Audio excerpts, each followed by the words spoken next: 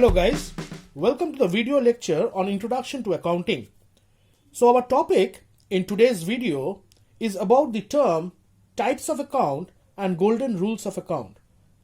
Now let's discuss about what we mean by the types of accounts. Now accounts can be classified under three broad heads.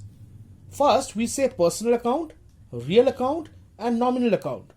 Now types of accounts can be further classified, like for example, with respect to personal account, it can be classified under three broad heads: natural person, representative person or artificial person. Similarly, a real account can also be classified under tangible real account or intangible real account. And nominal account consists of expenses, losses, income and gain. Now what I mean by the term personal account? Now personal account consists of three important heads as what we mentioned. One is natural person, representative person and artificial person. Now what will be the definition of a personal account? Personal account means any name of an individual or a person. So this account types are related to person. This person can be, say for example, a natural person, like say Sudeep Kundu's account will be a natural person account. Raj account can be a personal account, Ramesh account, Suresh account, Mr. Ram's account, Mr. A's account. This all account relates to a name of a particular person, which can be termed as a natural person. Now what I mean by the term artificial person? Now artificial person means if the nature of the account belongs to an association of people or person, like for example a cooperative, or else it is a partnership firm, or else a company. So such kind of account can be termed as an artificial person. Whereas on the third point of view, it can also be a personal representative account. Personal representative account means to say for example, salary which is an expense which is normally paid to employees. So if it is paid to one of the employee represent as an individual or a person represent the component from the point of view of salary account.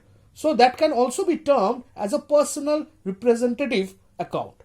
Therefore, personal account classified as three broad heads: natural person, which is name of any individual or a person; an artificial person, which talks from the point of view of partnership, company or cooperatives; and representative person, which talks from the point of view of employees who get salary. So employee is also an individual, a name of an individual who represents that particular account. The next comes is real account. Now real account can be classified as mentioned into tangible real account and intangible real account. Now what I mean by the term real account? Now real account means any kind of assets will be part of a real account. Like for example, when we talk from the point of view of personal account, we said it will be the name of a person. Similarly, from the point of view of a real account, it has to be any kind of an asset. Now you know, assets can either be tangible asset or can be intangible asset. Now what I mean by tangible asset? Assets which has physical existence. That means you can touch. Whether on the other side, when you're talking from the point of view of intangible asset, assets which do not have any physical existence. The example can be that physical existence like land and building, plant and machinery, furniture, which is physically I can see are present. So that those type of assets can be termed as tangible assets. On the other side, goodwill, which talks from the point of view of reputation of a business, of a firm, patent, copyright, trademark, which you cannot rather see but you can always feel, is a part of intangible asset. Last comes is nominal account. Now if you remember, nominal account consists of four important things. Talk from the point of expenses, losses, income and gain. Now expenses refers to that if any amount you have paid, you might have purchased certain products or services. So those are termed as expenses, the money going out from your pocket. A loss is basically if you are selling any asset at a reduced price compared to the current valuation of that particular asset, then it's said to be a loss. On the other side, when you receive certain amount of money, can be termed as income. And gain refers to if you are selling again an asset at a price which is higher than the current valuation of that particular asset, it can be termed as profit. Thus, we have explained the types of account which will be classified in a personal account, real account and nominal account. And we said that personal account refers to the name of an individual, real account refers to any kind of assets, and nominal account consists of expenses, losses, income and gains. Before we move on, with the golden rules of accounts, let us discuss what we mean by the term debit and credit. Now, debit refers to anything which refers to increase of assets, increase of expenses and decrease of liability. So if asset increase, expense increase, and if there is a decrease in liability, then that can be termed as debit. Where on the other side is just the reverse. If your liability increase, if your income increases, or else if your expenses or asset decreases, it is termed as credit. So debit and credit, these are the two components which were required while we explain golden rules. Now, before going into golden rules, I'll just give you an example why we require this particular concept of debit and credit. Years before, when accounting started, there was a concept which was known as single entry system. Now, what was single entry? You might have heard during old days, accountants used to maintain a register where all possible expenses are recorded on one side, and on the other side they have recorded all possible income, and they do a plus minus to understand whether there is a surplus or a deficit in the organization. But in modern era, we use a concept which is known as a double entry system, where the concept of debit and credit becomes very important. I'll just give an example. Say, for example, you have purchased a mobile phone by paying a cash of rupees 25,000.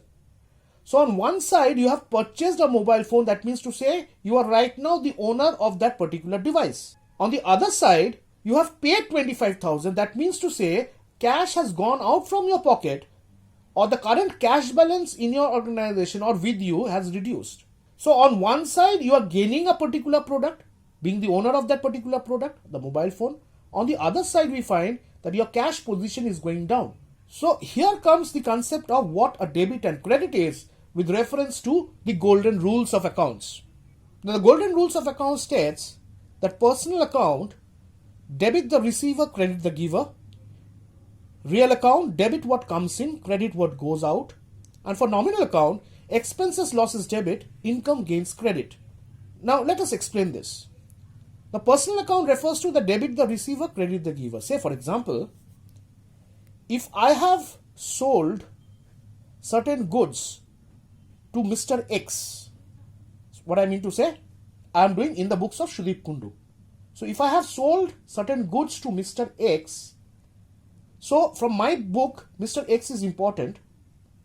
So if I have sold goods to Mr. X, then Mr. X is a receiver. So in my book, Mr. X since he is a receiver, Mr. X will be debited. On the other side, if I have purchased something from Mr. Y, Y will be a giver in my book. So Y will be credited. So I hope you have understood. Again, I repeat, if I have purchased something from Mr. Y, Mr. Y has given me the goods. So Mr. Y is a giver in my books. On the other side, if I have sold something to Mr. X, that means I have given to Mr. X. So Mr. X is a receiver. So he has to be debited. On the other side, if you remember real account, we said real account talks from the point of view of any kind of assets. So if I have purchased furniture, so furniture is coming in to my business. So if furniture comes in, then furniture has to be debited. On the other side, if I have sold my furniture, then furniture is basically moving out from my business. It goes out, it has to be credited. If you understand from the point of view of nominal account, we said about expenses, losses, income. So any kind of expenses and losses which the organization has faced, incurred, will be debited. Any kind of income received or gains will be credited. This topic of golden rules of accounts will be one of the most important topic with reference to how we pass on the journal entries. So the golden rules of account becomes one of the most important topic from the point of view of accounting. In our next video, we will be discussing on application of golden rules of accounts. Till then, thank you. Have a nice day.